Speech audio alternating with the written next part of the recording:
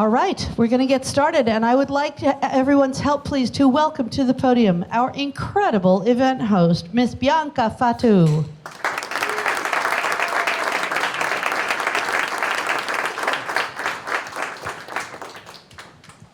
Hello, everyone, and good evening. I'm Bianca, and I'm a NFTE alumna from the class of 2023, when I was a finalist at that year's Regional Youth Entrepreneurship Challenge, and then a competitor at the National Challenge in New York City. I'm so excited. Thank you. I'm so excited to be here tonight, and I hope all of you are as thrilled as I am to take part in one of the cornerstones of the NFTE program, the business plan competition. For me, entrepreneurship with NFTE was a major turning point in my life. Ever since I was little, I dreamed of being my own boss, but I never quite knew how to take the first step. NFTE gave me that opportunity. Through its hands-on curriculum and intensive summer training, I was able to build confidence, sharpen my mindset, and develop the skills I needed to pursue my goals. At just 16 years old, I launched my own business and even had the incredible chance to compete at the national level. That experience not only taught me the fundamentals of entrepreneurship, it taught me resilience, leadership, and how to turn challenges into opportunities. This journey has shaped me into a more driven, creative, and empowered individual. I no longer just dream about success. I know how to work for it. Thanks to NFTE, I'm not just building a business, I'm building a future.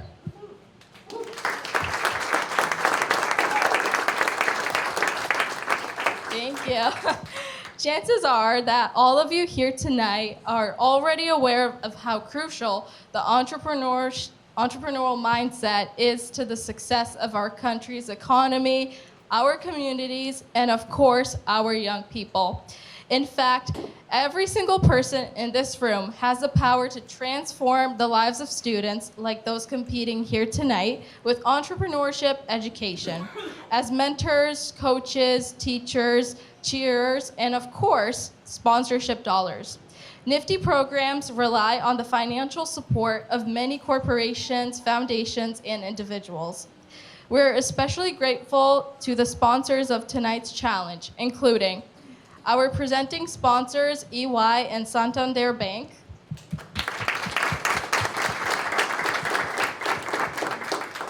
Our signature sponsor, Brookline Bank. And our associate sponsors, Eastern Bank, PayPal, and Zora. I'd also like to thank the wonderful NFTE teachers and school partners, as well as coaches, volunteers, judges, family, and friends who provide advice and encouragement to NFTE students. That ongoing support makes an enormous impact, so thank you. And finally, this event would not be possible without the commitment and guidance from the New England Region's Advisory Board, whom you'll find listed in the digital program. Please join me in recognizing all those awesome contributions to the NFTE community.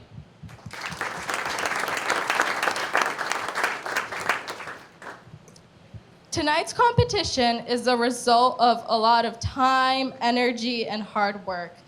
Finalists, we know how much effort you've put into your business plans. You know your business better than anyone else, and we can't wait to hear all about your great ideas. Before you start, take a deep breath. And remember this, everyone here believes in you. No matter what happens in the competition, know that you've already done something amazing to get this far. You've shown creativity, courage, and commitment, and that's what entrepreneurship is all about. I also want to remind you that while, of course, winning is great, it's the challenges that push us to grow, learn, and improve. So don't worry about winning. Just share your passion and tell your story and enjoy the applause. Congratulations.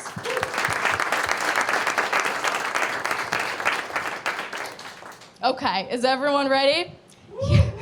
Here's where it gets exciting.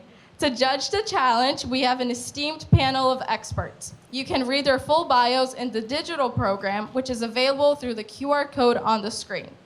Please help me welcome Executive Director of Digital Innovation and Operational Excellence for Santander Bank, Aurora Castillo-Magner.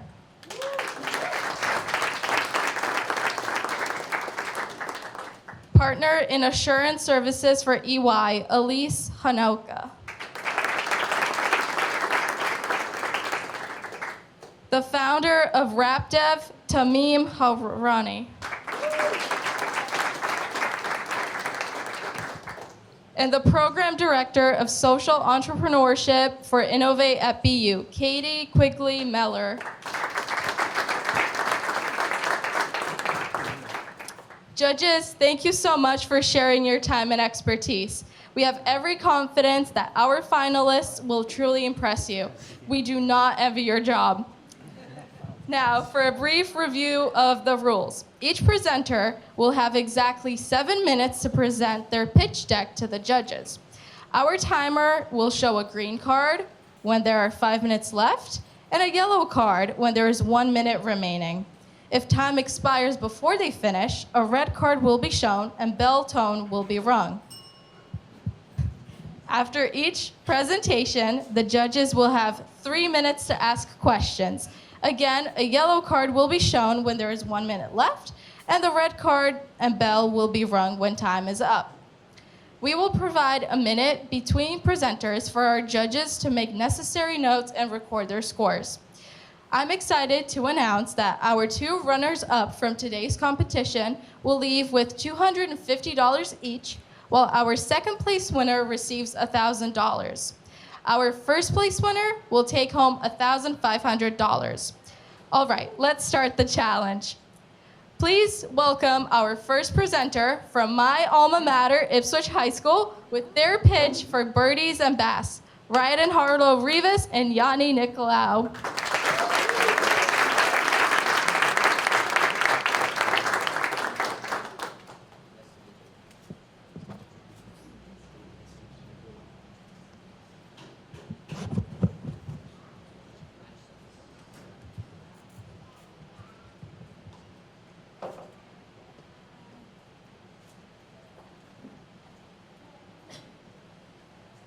Hello, everyone. I'm co-founder Yanni Nicolau. I'm co-founder Ryan Harlow Rivas. This is our company, Birdies and Bass. One club, two passions, double the fun. Both golf and fishing are struggling to keep younger generations interested. Golf has lost over 25% of its player base since 2000, and many say it's too expensive and time-consuming. Fishing license sales are down over 1 million in the last decade. And let's be honest, long hours with no action turn a lot of people off. So we asked, how can we make both of these activities more exciting, fun, and efficient at the same time? That's where Birdies and Bass comes in, a hybrid golf club and fishing rod. You hit a custom weighted golf ball that's attached to the fishing line. The swing doubles as your cast. Then, just like fishing, you reel it back in, and you can actually catch a fish while you work on your golf swing. It's therapeutic, it's engaging, and it turns your personal pond into a personal driving range with no membership or fees required.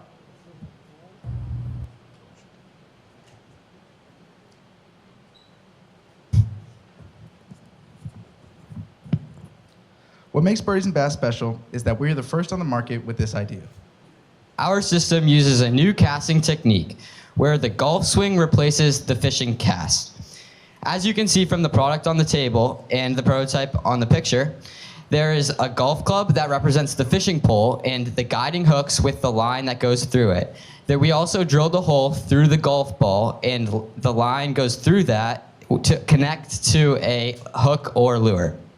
There is no other product on the market that allows you to practice golf, relax by the water, and fish all with the same device. It's a fun way to train, chill, and compete with friends. Our core audience is outdoorsy 18 to 35-year-olds, a group of over 75 million people in the US who love social, active experiences. There are over 25 million golfers and 50 million anglers in the United States, many of which enjoy both. Our total addressable market is golfers, fishers, and people who live near a body of water, which is estimated to be around 175 million people.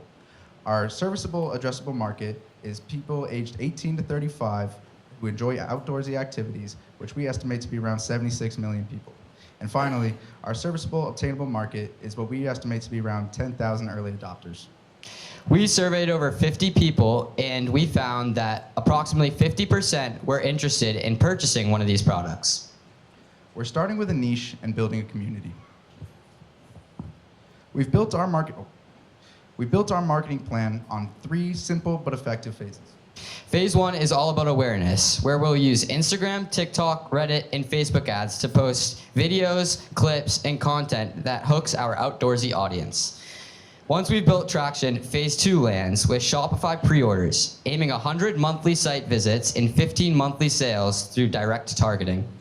Phase 3 focuses on growth with giveaways, partnerships like First Tee and YouTubers, and finally, wholesale expansion.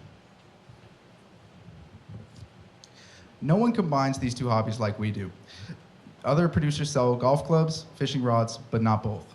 The only direct competition we have identified is the rocket fishing rod, which makes fishing more accessible and fun for children, but it is a cheap product and no longer manufactured in the United States. Compared to the rocket fishing rod or another $200 golf club, Birdies and Bass shows a unique, fun, affordable hybrid.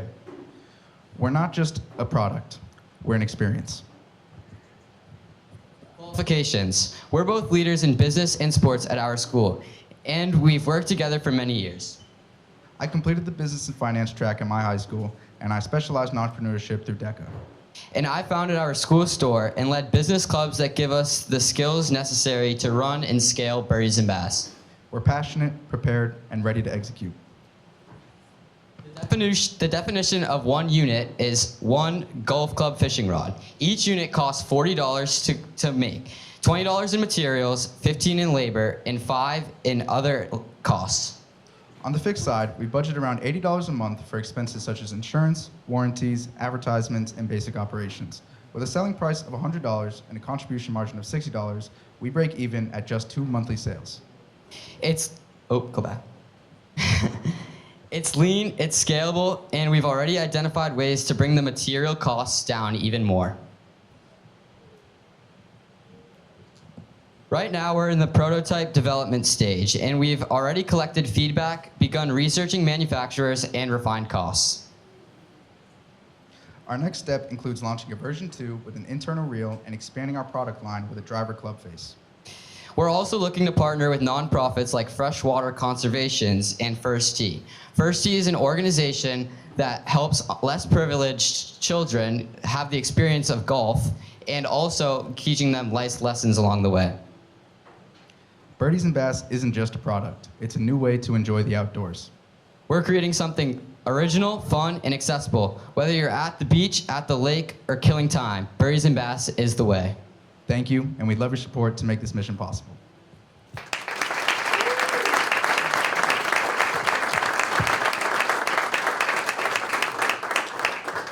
Presentation, judges, take it away. Fantastic job.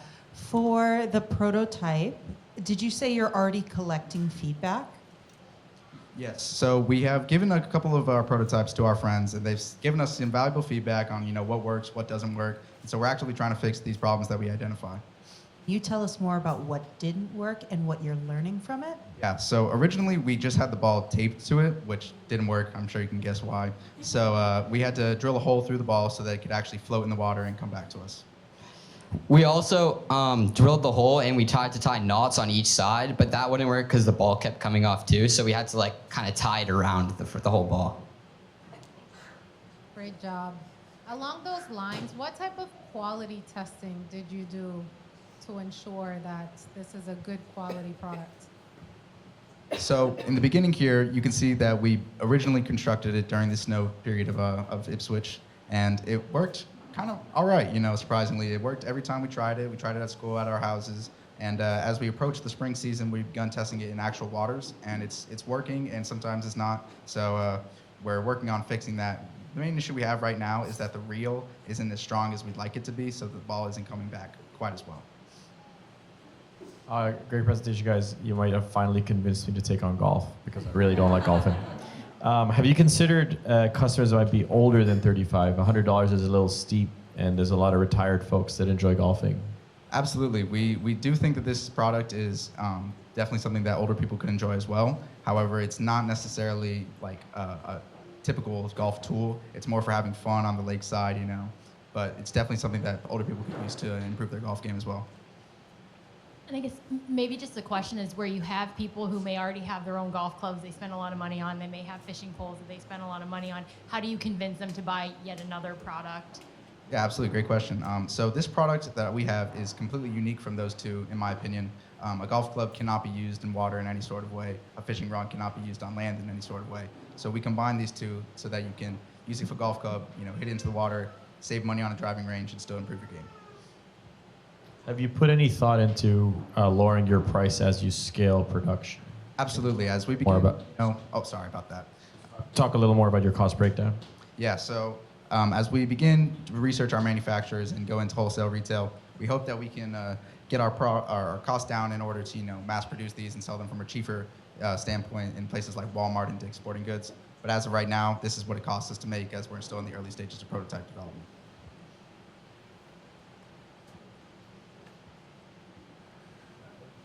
Thank you.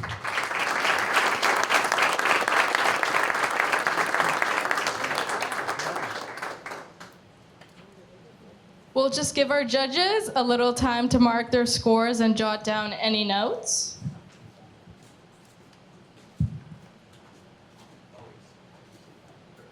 Also, let me let you know, we are aware that there's a problem with the QR code that's not working properly. We'll have cards as people leave today with the actual URL on it, so you can go home and look at the program then. Thank you.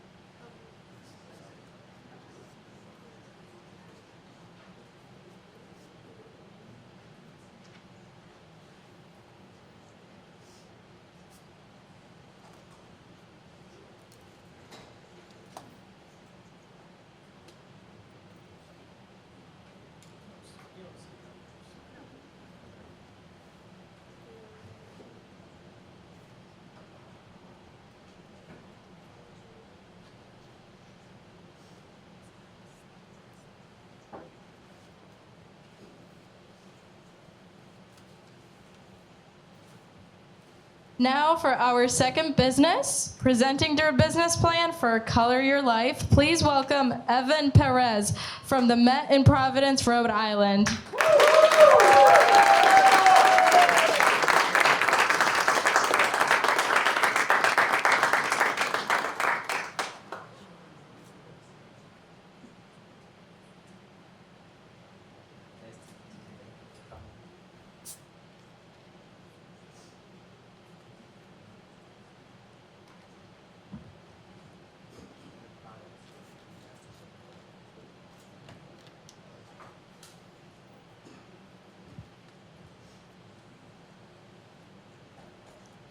Hands on, phones off. That's not just our slogan, it's the mission behind Color Your Life. Because here's the reality. According to Common Sense Media, the average 5-year-old spends over 4 hours a day in front of a screen. It's no secret that digital devices are rapidly rewiring the rules of childhood. As a big brother to 6-year-old twin siblings, to me, this isn't just a statistic, it's personal. I've seen how quickly kids slip into addiction, and I've seen how hard it is for parents to compete with the pull of a screen. But I believe there's another way, a way that we can use technology not to trap people, but to free them. My name is Evan Perez, and I'm so excited to tell you about Color Your Life, personalized coloring books designed with artificial intelligence, printed with care, delivered straight to your doorstep. But let's face it, we all know the conversation happening in many homes across the country. Put your phone down, please turn off your tablet. Can we have one screen-free dinner? Parents are looking for real alternatives, but here's the problem. Mindfulness activities, such as coloring books, can't compete with the algorithmically sticky content of a smartphone. But what if they could? Now, they can. Using AI-powered illustration, Color Your Life transforms your family photos and special memories into fun and engaging coloring pages using our AI custom GPT. And the process is simple. Parents upload their photos, our AI converts them into clear, engaging line art, then we print and package them as coloring books and ship it directly to their door. Every book is unique because every child's life is unique. And that's what makes Color Your Life so effective. It's the perfect combination of technology and human connection. By using cutting-edge AI, we can deliver hyper-personalization at scale, all while leaving the final product fully offline, hands-on, and engaging. It feels fun, it feels novel, but most importantly, it feels like theirs. And these are already parents who are a part of alternative learning communities like Montessori and Waldorf who prioritize real-world experience over screens. Our product offers exactly that. So, who are we targeting? We're focused on parents of children ages 4 to 7, a key age group where imagination, creativity, and fine motor skills are actively developing. These are parents who know screens aren't going anywhere, but who are actively looking for ways to balance digital life with meaningful screen-free experiences. Our product offers exactly that and makes it easy. But how are we reaching our parents? Our goal is to turn awareness into subscription and make Color Your Life a trusted part of family life. And we can do that through 3 core marketing channels. First, partnering with parenting influencers who can speak authentically to our values. Through social media posts and testimonials, our aim is to encourage other parents to engage their children in healthy creativity. Second, outreach. Outreaching to Montessori preschools and Waldorf academies.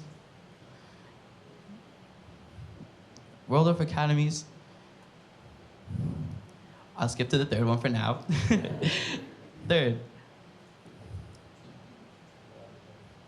advertising. So,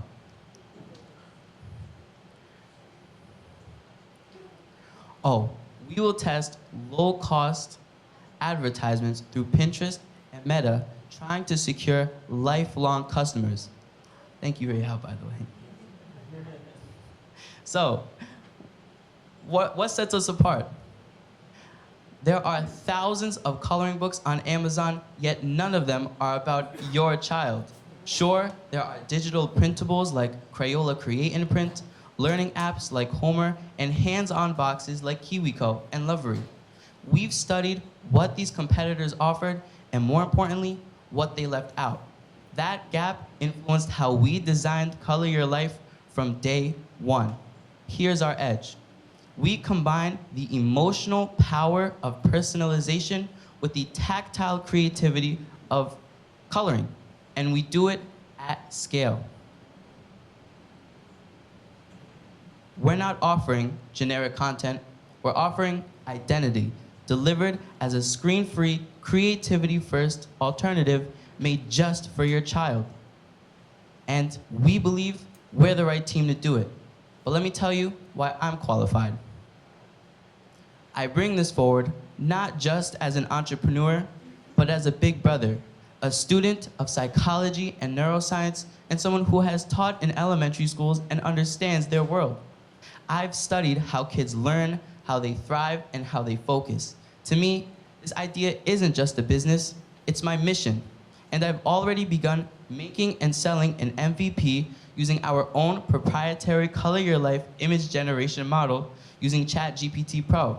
And with access to our school's full-service print shop, we are uniquely positioned to bring this idea to life while generating healthy revenue to sustain our mission. So, speaking of financials, here's the math. 1 unit of sale is a monthly subscription to Color Your Life priced at $16 a month. This includes 50 unique personalized coloring pages delivered each month. Our COGS, including printing, packaging, labor, and shipping, is $6.25 per month. With fixed expenses of $885, we need 91 subscriptions to break even. But with a print shop capable of printing tens of thousands of coloring books each day, that leaves a lot of room to scale. But in order to scale, our future plans consist of a full-scale embrace of autonomous AI. We are currently working to automate the entire Color Your Life workflow, and here's how. Your images will automatically be converted into coloring pages through our AI. A human designer will perform a quick check for quality before those image coloring pages are formatted for printing. And when they're all printed and all ready, a human will package and ship our hands-on, phones-off products to households across the country and then across the world. Our goal is to use the power of AI to bring kids back into the real world. We've already begun making and selling our prototype to the community and are working quickly to lay the groundwork for growth. We can't wait to bring our concept to the next generation of learners. Thank you.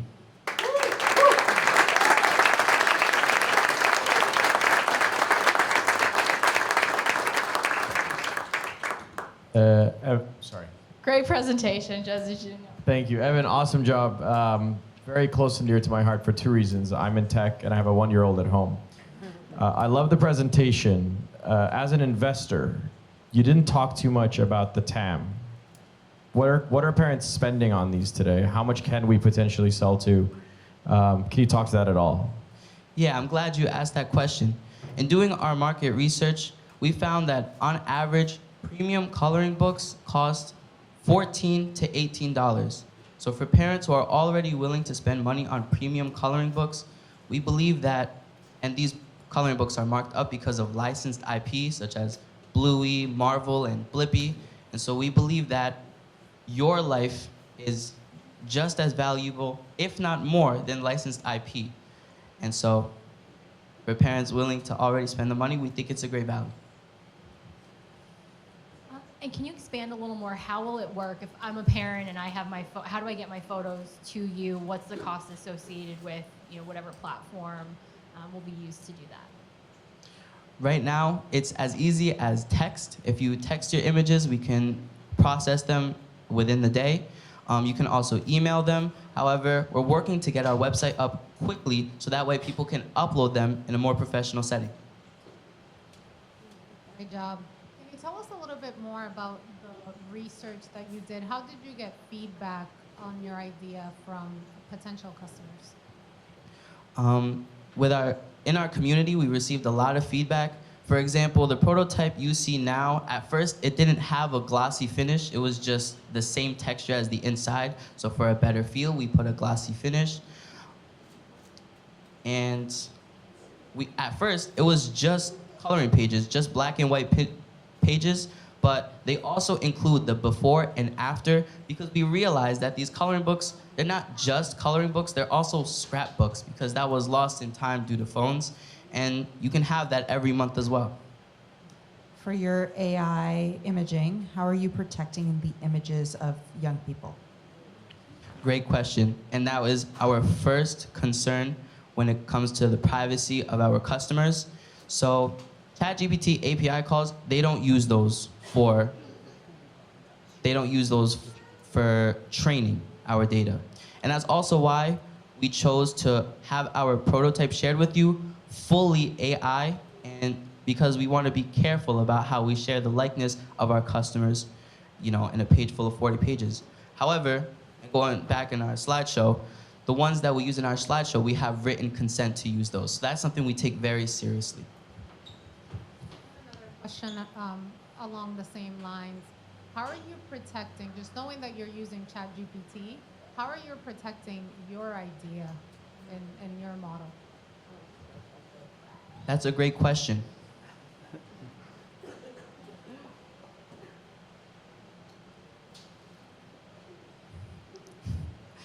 So we're protecting our way and our model because we're a local business, and it's not just, oh, thank you. Oh, I just want to quickly say, it's not just one that comes using. We combine effective branding, the messaging with parents, as well as this tool. So that's how we protect it.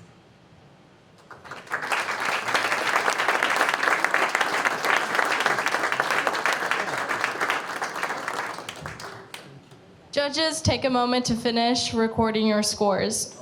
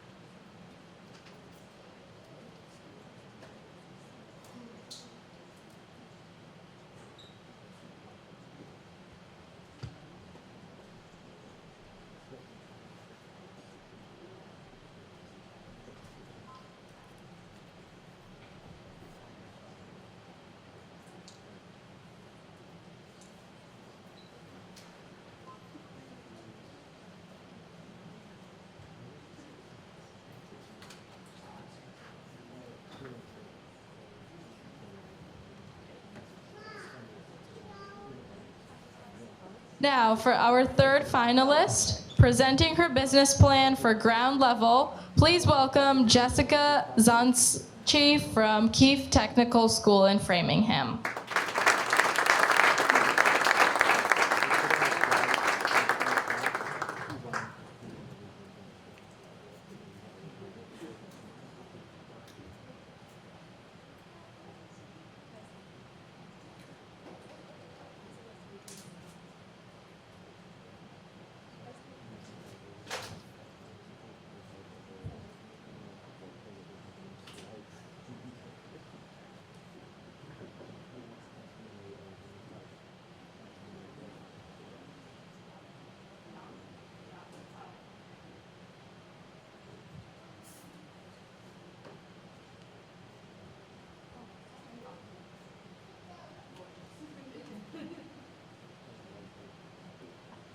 In today's rapidly evolving tech landscape, everyone starts at a different level. It's kind of wild how kids can fire off a 7-page rant on Twitter before somebody like my mother figures out how to clear her inbox. Still, there's something beautiful in that. Each person learns how to navigate the online world at their own pace. Still, what's even more beautiful than individual growth is collective progress, where technology brings people together, not leaves them behind. That's something I've come to believe strongly through my experience in the world of gaming and accessibility. Because while everybody loves to play video games, some people need a level playing field. I'm Jessica Zanke, and this is Ground Level. So what I've come to learn is that 6.8% of kids in the United States have some form of vision impairment, and 4% have some kind of hearing loss. I get it. That sounds like a small percentage, but that means that over 1 million kids in America will miss out on the opportunity to connect with their peers in the same way that non-disabled children can. This is the issue that Ground Level seeks to address. So what this business believes in is that accessibility should never be an afterthought. It should be built in from the start.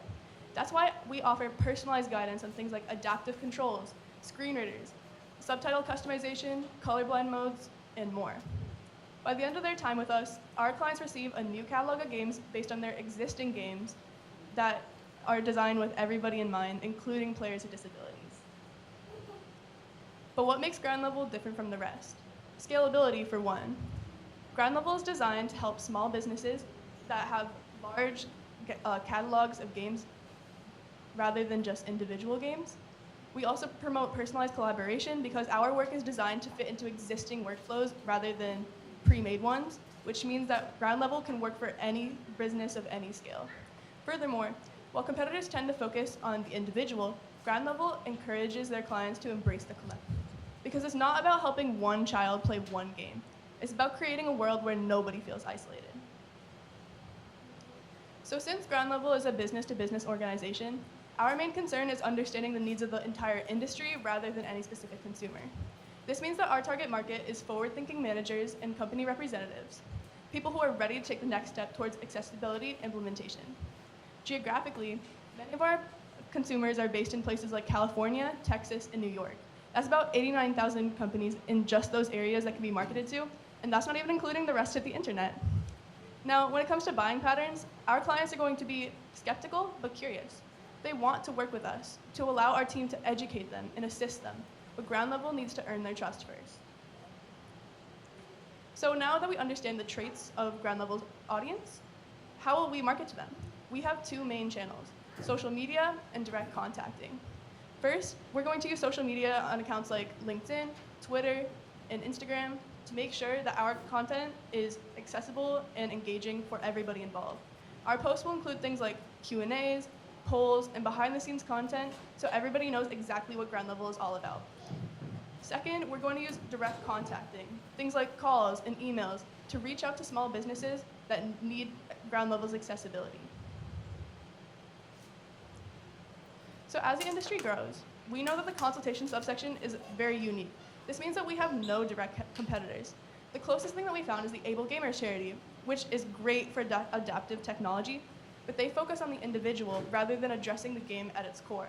This means that one child will receive the tech that they need to be involved in these games rather than just changing whatever it needs to be changed in the first place. Now on the indirect side, companies like Microsoft already have accessibility teams, but those are internal and they're gonna work for their own software, which means that there will be competitors rather than somebody that we can market to. Now there are lots of great things about ground level, myself included. Currently, I'm enrolled in the Programming and Web Development vocational course at my high school, which means that I'm involved in hands-on experience with coding in real environments.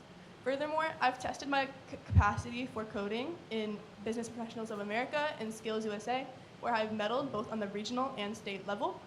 I'm also certified in multiple programming languages through Certiport, which show both my knowledge and my commitment to industry standards. And to top it all off, I've completed the nifty Entrepreneurship course. So let's break down the cost for one set of consultations. It's very important to note that the cost will vary extremely depending on what the client needs and their scale. But we rounded it off to see exactly what we would be selling it for if we streamlined our process. So we're selling about 10 sessions for $4,500. The cost of variable materials comes to roughly $1,400, and the cost of labor comes to roughly $900, which means that ground level will be paying roughly $2,300 with a contribution margin of about $1,600. And now, like I said, this business model needs to scale depending on what the client needs. So that means that we are going to have to highlight transparency and communication whenever we're working with our businesses. They need to know that they're making a high impact investment. So before I close this presentation off, let's talk about where ground level is now and where we're headed. So first, we'd like to create a catalog of available services, sort of like the mock-ups I've provided you now, so everybody understands what ground level has to offer. Furthermore, we'd like to raise capital through fundraising and things of that nature, and begin a strong social media campaign to kick off brand awareness. Now in the future, I'd like to obtain a bachelor's degree in computer science, computer engineering, or something of that nature. Also, we'd like to expand towards development projects rather than just consultations, which means that we would be coding for the actual company rather than just giving them advice or consultations. And we'd also like to diversify our service offerings, which means that instead of just marketing towards video games, we'd also include websites and corporate software technologies, anything that might need accessibility in it. So at ground level, we're making a high impact on the accessibility subsection of the gaming market. Help us level the game and elevate the player experience. I'm Jessica Zanke. Thank you for your time.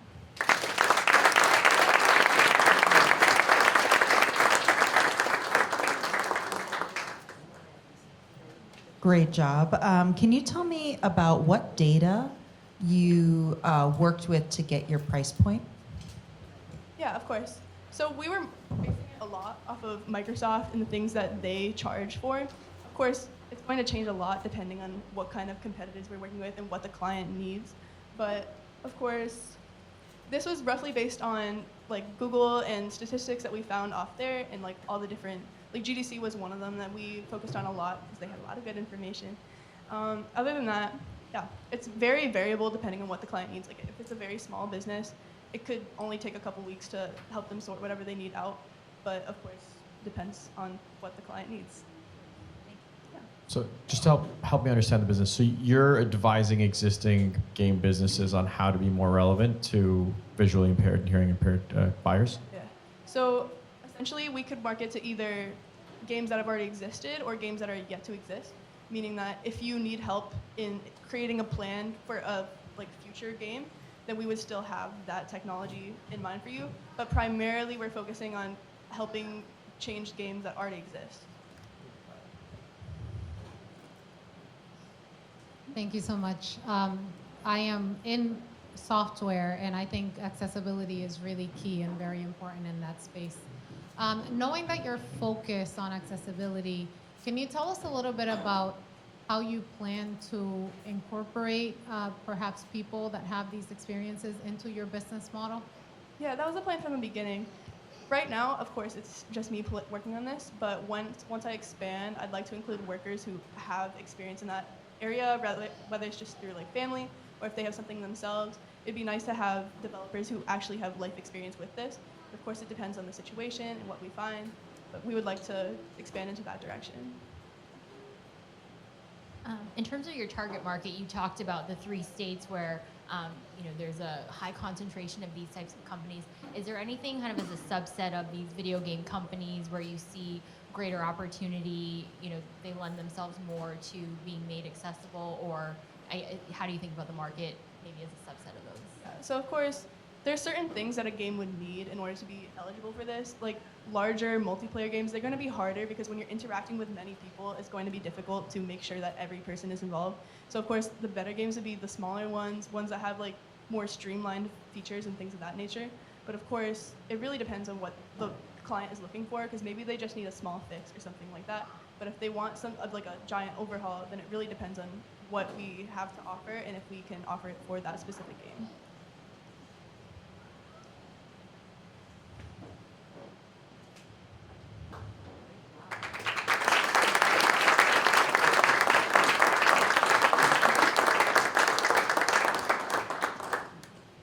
Thank you, Jessica. Judges, here's another minute for your scoring.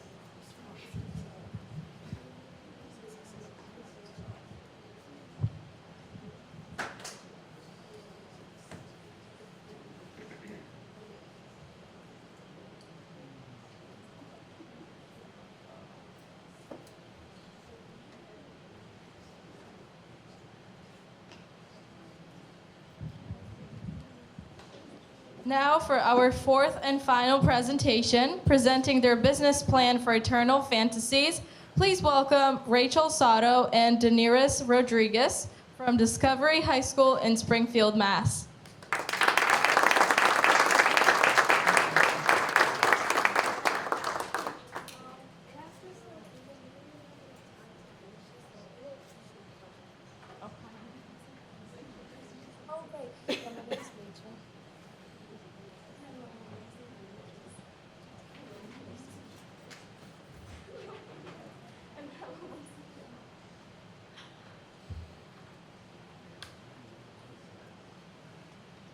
Have you ever wanted to hold the same bouquet that you held at your wedding and just to remember the memories? Well, we can offer that. Hello, my name is Rachel. My name's Daenerys. And together we're Eternal Fantasy. We found this business by trying to get a gift for our mothers for Mother's Day, but we didn't want to give her real flowers because she goes out to work and she can't really like take care of them. So we did some research and we found ribbon flowers. We decided to take it upon ourselves to make the flowers, and we decided on this business because we wanted to give people the same experience that we did, so they can have the same experience of seeing their mother that happy.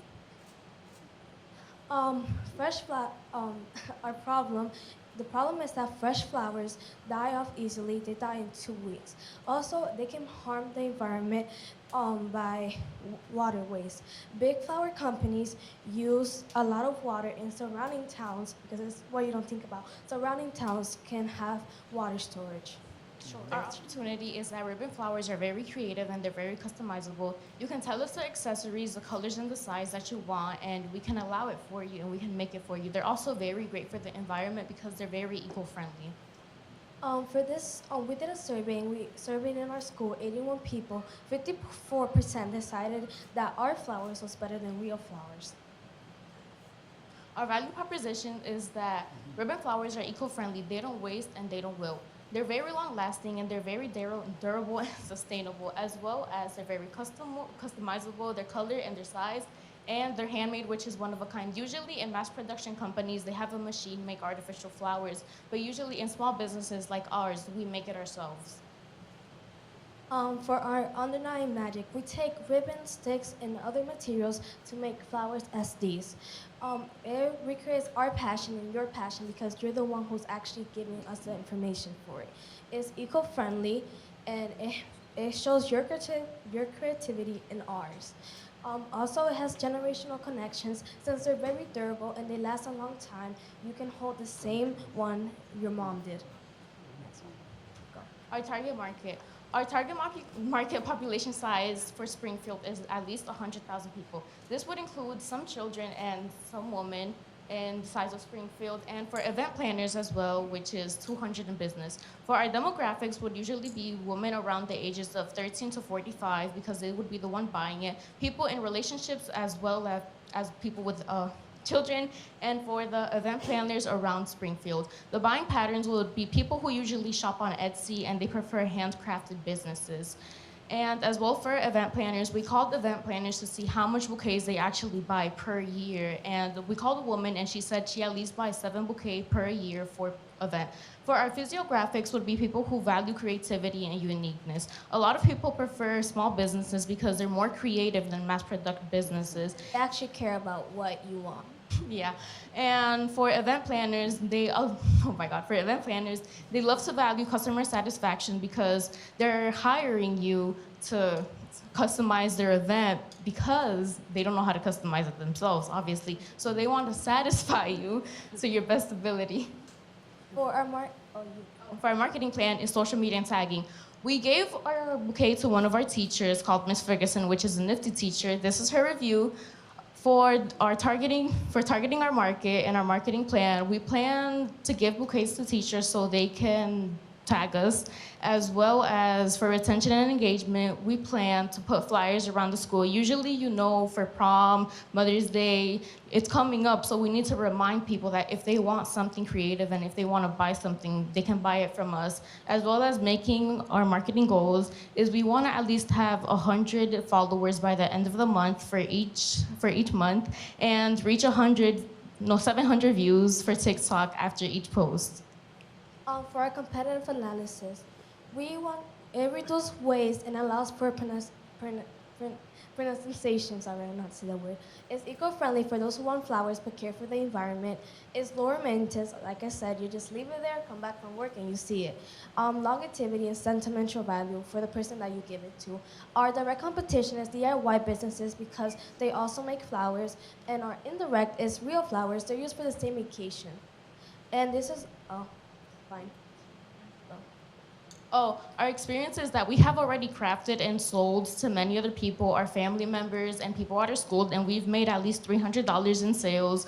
We also took the Nifty Entrepreneurship course, and we run our own things such as money orders, pickups, and deliveries. What we bring is that we're super creative with our designs. We know what people our age like and what other people, because we have parents, so we can ask them. We always try to learn and get better and work hard. We also are high school students taking college classes, so we have to have good time management. We also have 4.0 plus GPA, so we're still good students while satisfying our customers. Our cost structure. So for the example that we give here is a 14 count bouquet. For a 14 count bouquet, usually the price is $35. These are the materials, which usually it takes is $9. The cost of labor is $30 because for us, it takes 2 hours to make a 14 count bouquet, which is $15 per hour. To break even unit, we would need to sell 34 bouquets and for our fixed expenses as well. Our current status is that we're not starting. We already have a business, and we aim to have connections. Like right now, what we're doing with Nifty. Our short-term goal is that we aim to have a stable business, receiving orders and creating flowers while earning a good profit. Our long-term goal is that we aim to have constant orders again, along recognizable business. And our plans for the future is that we aim to create a sustainable business that generates enough income for us to survive. We will also have to improve and have more. For this, we will need diligence and just working harder. That's all. Yeah.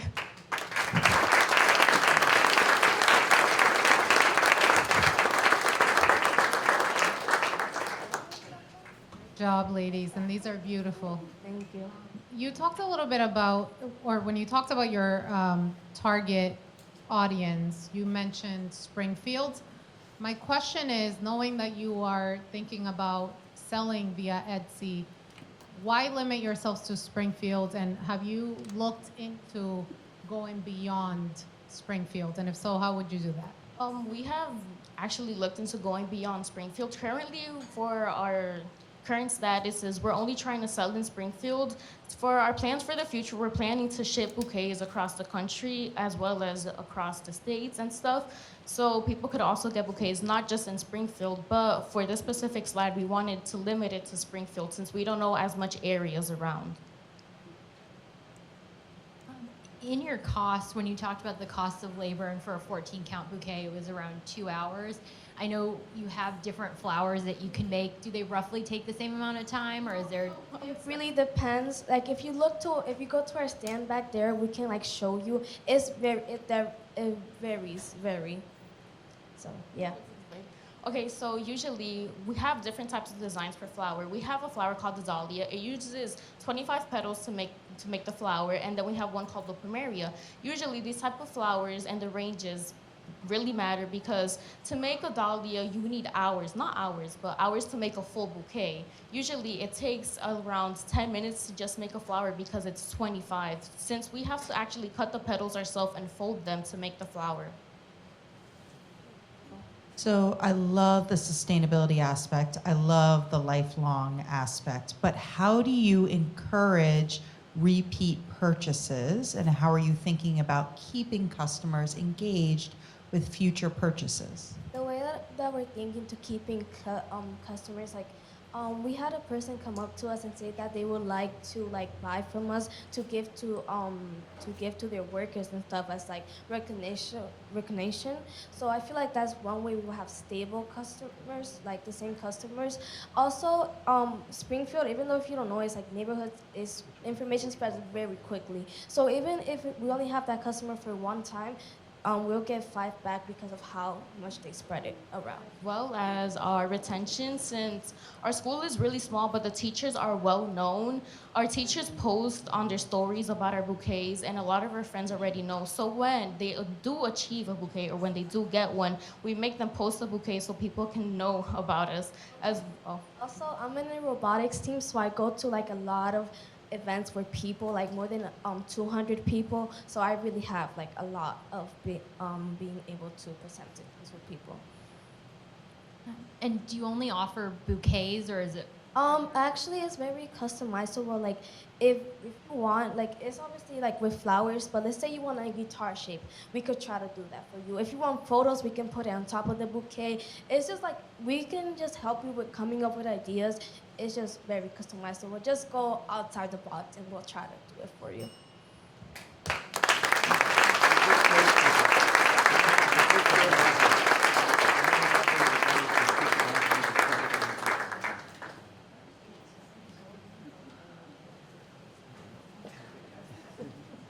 Great presentation. Thank you.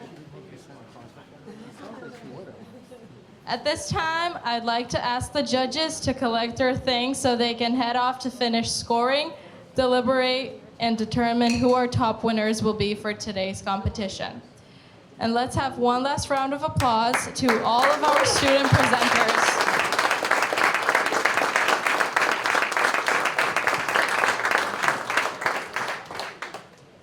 And now I'd like to introduce a member of the NFTE New England Advisory Board, the Vice President of Global Postal Relations and Compliance for Quadrant and Daily.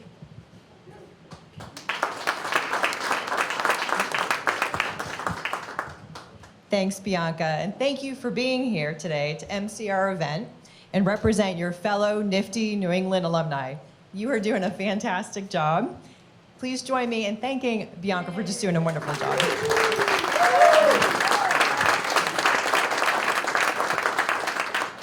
And good evening, everyone. Wow, weren't our student presentations amazing? Whenever I have a chance to see our students pitch, I'm amazed at their ideas, their passion, and the composure that they display in competition. Now, while their pitch decks and presentations are a testament to all the hard work and passion our students put into their business ideas, they are also a reflection of the secret sauce behind that success, an incredible NFTE teacher.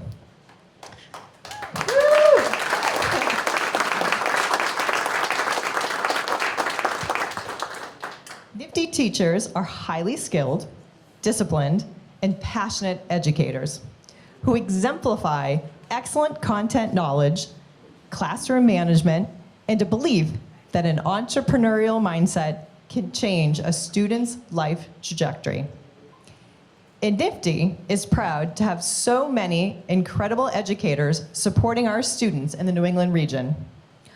Not all of them can be here today, but I know we have quite a few that have joined us. So teachers, please stand and be recognized for all your efforts for our students.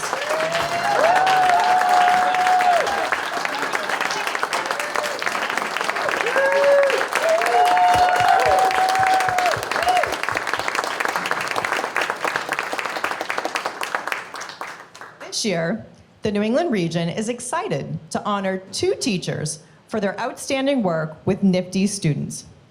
There are 2 categories, a rookie and a veteran teacher of the year award.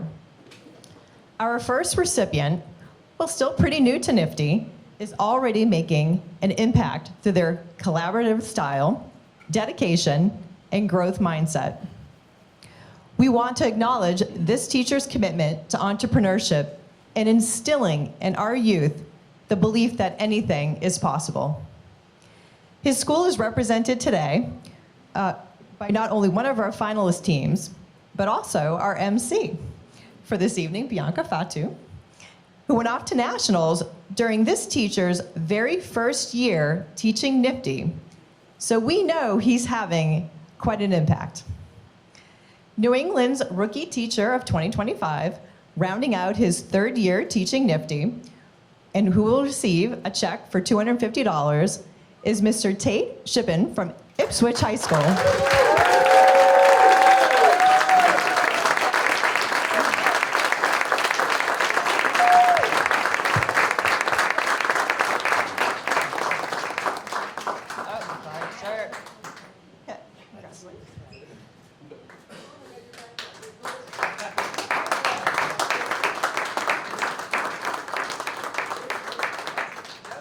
Stay right there. There is, I have to go back to my script to make sure I do this correctly, but we do have an additional and very special award to add.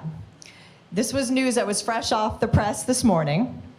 Nominated by his former student, our very own Bianca, the Red Sox Foundation let us know earlier today that Mr. Tate Shippen was chosen as one of their Massachusetts Educators of the Year and will be honored on the field at Fenway Park.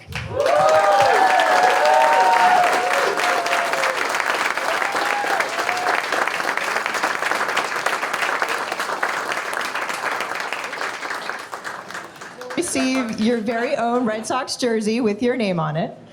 Clearly, Tate's impact on the students have been just incredible. And we wish you all the best and enjoy your time at Fenway, and say hi to Wally for us. Congratulations.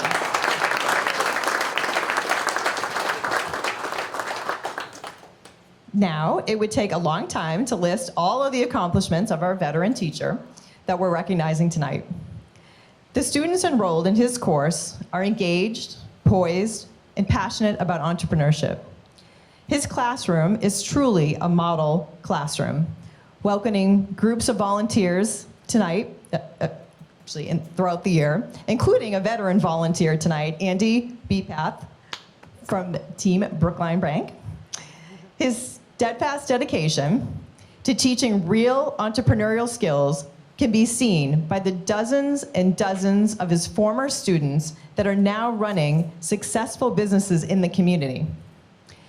His alumni have placed in the top 3 in the nation at NFTE's competition. They've traveled to Germany to pitch in the European Youth Entrepreneurship Competition, and over the past 20 years, they've generated immeasurable economic value in both revenue and new jobs across Greater Boston. And yes, he is also represented by a student competing in tonight's finals. We are delighted to honor him for his nearly 2 decades of support of our young entrepreneurial learners. He will also receive a check of $250 this year. Please help me in recognizing Matt Warner from Keefe Technology School.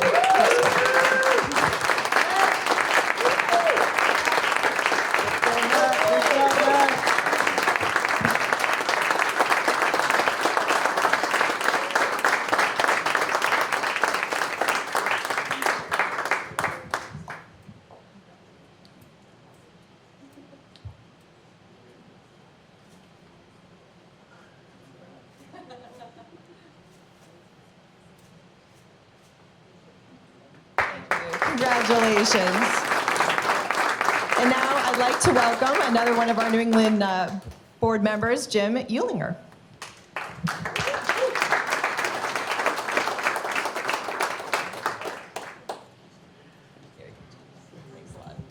Thank you, Ann.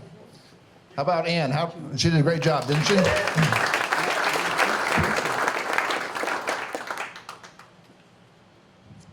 I always say it's hard to follow in those shoes, but Ann, I'll give it my best. Hey, so good evening all. It's great to be here, and congrats again to all those amazing teachers. I mean, every one of the teachers that stood up in the beginning is really a hero in my eyes. And you are truly the secret sauce of NFTE, and we're so glad to honor your hard work. Each year, NFTE New England also has the honor to select both an individual and a corporate Volunteer of the Year from our region, who then become nominees for NFTE's National Volunteer of the Year Awards presented at the National Challenge in New York City this October. This year's nominee for Individual Volunteer of the Year has been an invaluable part of NFTE New England since 2011.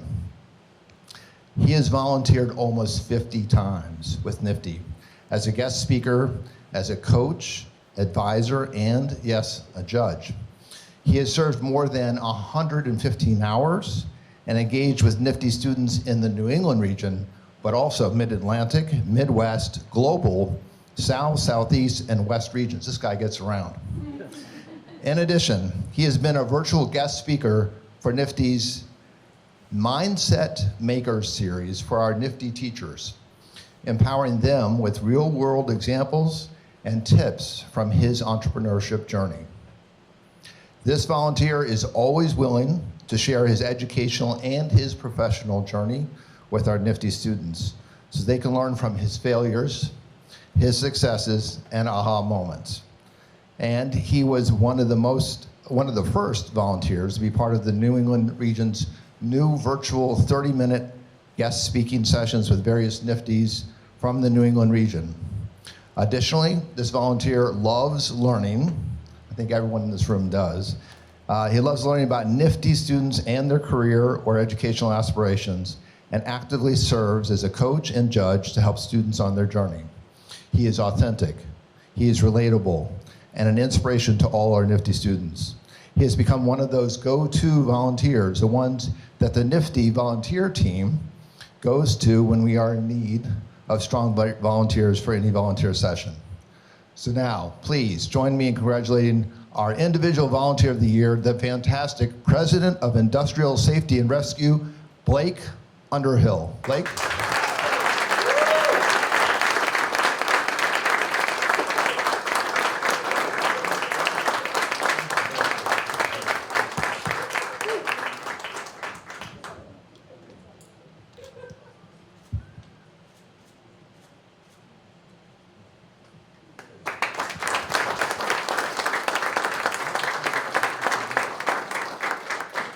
And now it's my pleasure to introduce another member of our board here, Brett Miller. Brett?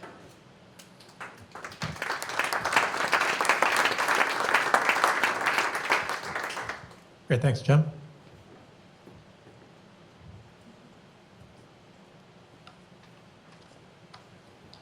Great, so it should come as no surprise that Brookline Bank has been awarded Nifty's New England Corporate Volunteer of the Year. Brookline Bank has quickly emerged itself as one of our most engaged and promising corporate partners, thanks to a dedicated team led by Andy Bepath, who was last year's individual volunteer of the year. What began as a single conversation in 2023 has grown into a strong, consistent presence in our classrooms and in our events, impacting students in meaningful ways throughout the school year.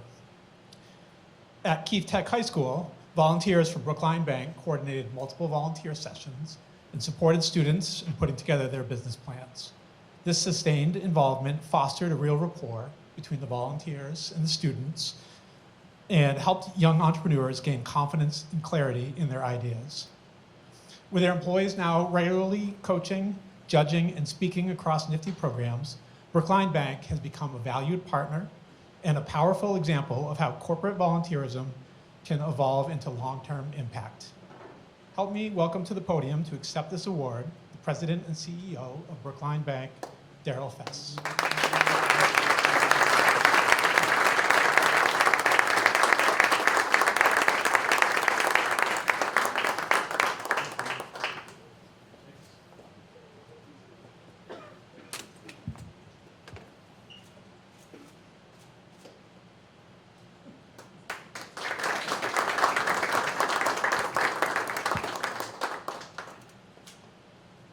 Thank you for having us here. I am so proud and honored that Brookline Bank has been given this award. It really has nothing to do with me. It has everything to do with Andy Bepath. Without him, Andy is an alumni of Nifty, and he drove our whole investment in Nifty, and I am really happy we are involved. It's been a great program. I volunteered myself at Keefe one day, and it was one of the most fulfilling and fun days we've had. The one thing I do have to say, though, is the young people we saw present here today were incredible. Their poise, their ability to get up in front of a room like this. When I was 16 years old, 18 years old, there is no way you would have got me up here. So I'm really proud of them. One of Brookline Bank's key philanthropy areas is financial literacy. And Nifty takes that just one step further and goes into entrepreneurship. And to me, entrepreneurs are the backbone of the U.S. economy. They create new jobs, and without entrepreneurs and small business, America wouldn't be what it is today. So congratulations. Nifty does a great job. I really appreciate all the teachers and the staff and volunteers. So thank you very much.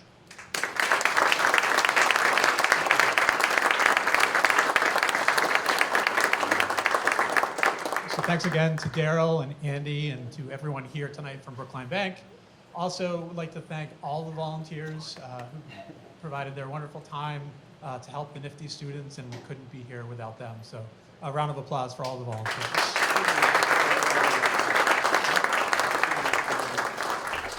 Now it's my pleasure to introduce the president and CEO of NFTE, Dr. J.D. LaRock. Thanks, Brett. So this is the point where the judges should be back to deliver the results. So, but obviously they're having a tough time making their decision. That's not really a surprise tonight, is it? Not to me. So let me just fill a little time here, but take this opportunity to put on my educator hat and share some insights from the competition so far. Jen Green, where are you going? Come right up here. I'm gonna rope you into this. I'm not gonna let our veteran team member escape so easily. Let's have a round for Jen. So we'll do a little interview here. So for me, one thing I noticed was now we had a bunch of prototypes. We've got. Go ahead, hold it up. I didn't mean for you to be Vanna to my Pat Sajak, but here we have the one prototype of the golf club and the fishing reel. No, wait, you may want to be careful about that. not indoors. We've got the coloring book. We've got the flower arrangements, and if you haven't checked out all the variety in the back, there's more than just the flowers. There's the candy boxes. Really a nice spread. And we have a digital business as well. So I point this out, ladies and gentlemen, just to say that the incredible diversity of businesses, I think, is something to remark upon. I often say that, oh, thank you. I think maybe we should make sure everyone gets one of these, they go home with a little prize or something like that. But I often say that NFTE students do businesses in products and services, and in social entrepreneurship, and in tech-based businesses. And we saw all three of those categories tonight, didn't we? And we also saw businesses that crossed categories, like a social enterprise that's also a tech business, encouraging accessibility in gaming while also being itself a tech business. By the way, your business, Jessica, was very interesting from the standpoint, we don't get many B2B businesses, and that's a novel one in this competition cycle this year. So Jen, what did you think? What stood out to you about some of the competitors tonight? I mean, I remember meeting all these students way back when, like way in the fall. And what I think a lot of people here don't see, except for the teachers and almost everybody, because you're all parents, teachers, volunteers. So actually all of you see, from the beginning, what I noticed tonight is just the growth. And the growth from before the idea phase, like how to spell entrepreneurship, what is it, what is the value of it, all the way through this. And now I went to, actually BU is my alma mater, but I also went to Babson, got my MBA. And when I was interviewing for this position 15 years ago, I remember going to the regional competition. I was at over there down the road at Babson, and I was watching these presentations and thought, these students could absolutely 100% compete right against the MBA students that I just graduated with. And now we're here at my original alma mater, BU, thank you. I still think the same thing.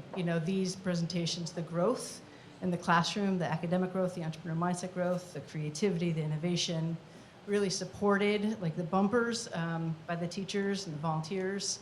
It's incredible. Like it's absolutely incredible. So yeah, I don't know if that was the answer you wanted, but I think. Yeah, it sounded good to me. And I'm glad that you brought up the Babson relationship, because one of the things that powers our work in New England is long-standing relationships with many, many different schools. Some of them are the schools that are represented here tonight, particularly the Met School, which I think might be the longest-standing school that we've been working with in the New England region. We're also very glad to have these veteran partners while we extend to new partners and quickly growing partners like our work in Springfield. Very glad to do that. And also very glad to have so many cities and towns in New England represented here tonight. You know, we've got Framingham, we've got Ipswich, we have Providence, we have Springfield, and there are probably a dozen more communities who are not represented in the room tonight, but represented among the schools that we work with. And that's important because our mission is to bring the power of inclusive entrepreneurship to all the communities that need it. And that's what this team is doing here. So let me acknowledge not just Jen, our veteran staff member and my colleague, but Suze, our events manager, our stalwart events manager, who we've been following each other around the country. This is the 6th of 7 regional competitions, and she does a great job with all of them. Let's give her a quick round of applause, please. Somewhere in the back is Paul Wilder, is always with the judges, right? He's trying to convince them to make a decision, I hope. But he really helps us out. And of course, Miguel Vasquez, who is in back, wave hi, who is one of our, so Miguel is very humble, and I'm sure he doesn't like me talking about him, but those of you who know his story will know that this relatively young man we see back here is one of the longest tenured NFTE personnel in the sense that he began as a NFTE student. He received the NFTE Babson Scholarship to pursue his undergraduate studies. And then you've been working at NFTE for how long as a staff member? 8 years. There we are. And we're very grateful for that tenure. You're not the only person who started out as a student or a teacher at NFTE and has come on board as a staff member, and that's one of the things that makes our work so special. So I should also say, you're a NFTE Babson Scholar. Bianca is the newest NFTE Babson Scholar. Congratulations. And we have one more in the room as well. Where did you go? Yes. Allison. So that is a special relationship that we have. It's applicable to students who attend NFTE programs all around the country and all around the world. But it's a very special thing that we have had this long-standing relationship with Babson College that supports the cost of their undergraduate studies and really opens up the door of opportunities. And we have similar opportunities with Cornell and the University of Southern California and a number of great institutions. So, well, I don't know how much more I can tell you. Yeah, Apparently they are writing it down. Okay, that's very good. That's very good. So I think.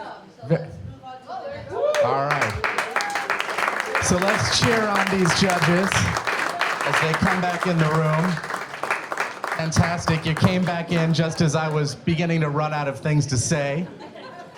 No one wants to hear me talk. They want to know who won this thing. Most of all, the competitors. Thank you very much. So, all right. Once again, thank you, judges. I hope it was a good experience for you. Certainly, obviously needed to take your time to make a careful decision. Let's have all our presenters come up on the stage, please. Come up, come on up.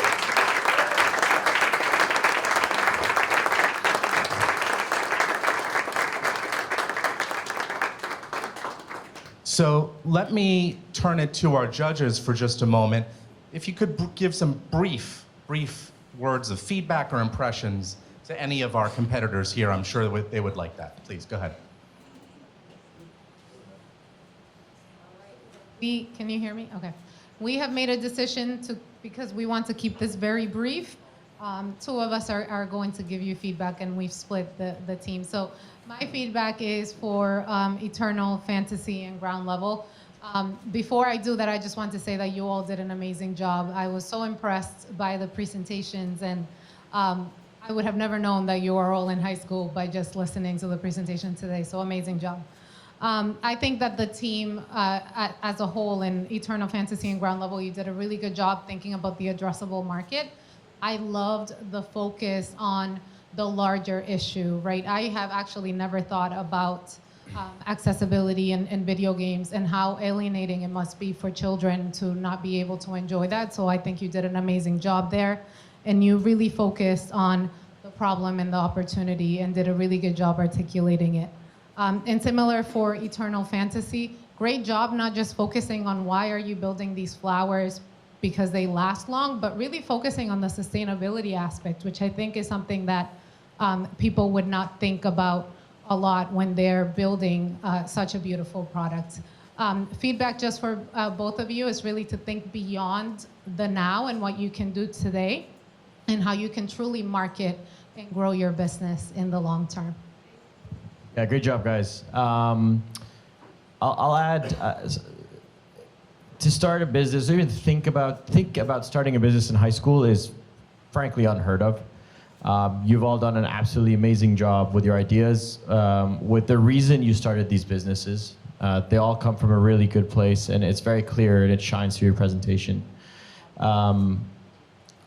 When we first started, someone mentioned not one person's going to win, but you're all winners. I started a business. I didn't start until I was in my 30s, so you guys are way, way ahead of me. Businesses don't fail. You guys need to keep trying. And if there's one thing you should take away from all of this is never stop trying. If something doesn't work, try harder and keep going. You give up, you fail. But if you don't give up, you'll figure it out. And that's, for me, the most important takeaway from all this. On the golf and the fishing, I loved the prototyping. Keep prototyping, keep getting it out there.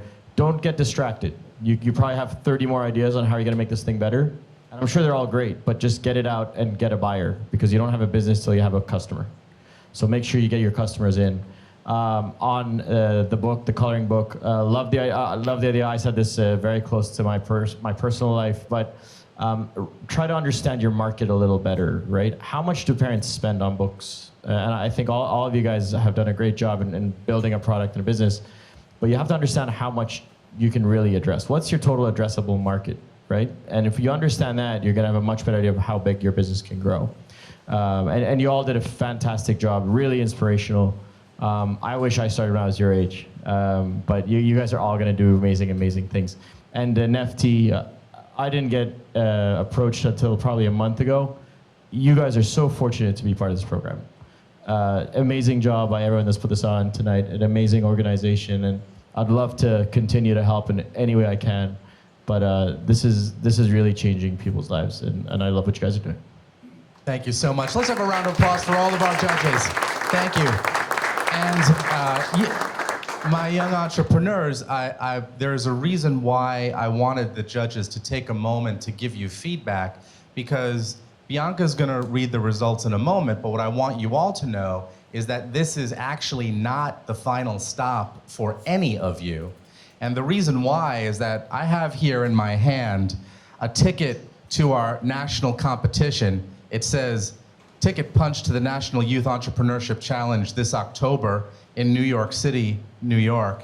And I want you to know that all of you are getting a ticket, and you'll be joining us in New York for our national competition. Congratulations. So, what that means is you get to keep working on your pitches and your businesses from here. Don't stop. Keep working, keep improving, keep refining, and we'll see you in October. But for tonight, some winners must be named, and so to do the honors, I'm going to turn it back to Bianca.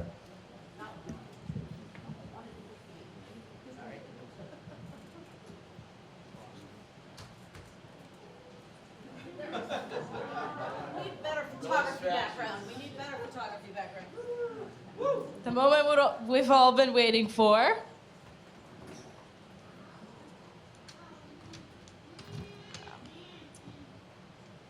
And now, this year's runner-up, each receiving $250, are Ryden Harold Rivas and Yanni Nicolau from Ipswich High School with Birdies and Bass.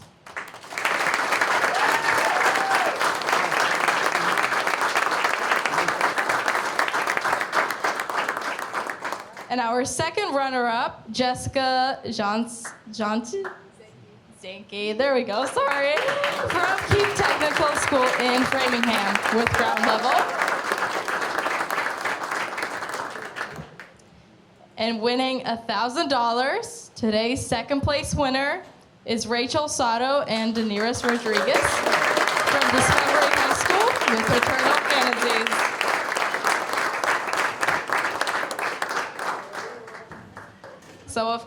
the first place winner receiving $1,500 is Evan Perez from the math school.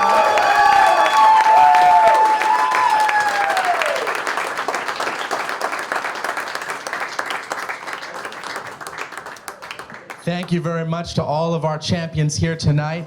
That concludes our program for this evening. We're going to do some photos, but please hang around a little bit if you want to. But thanks so much for being a part of our journey and these students' journey. Thanks for being with us. Good night.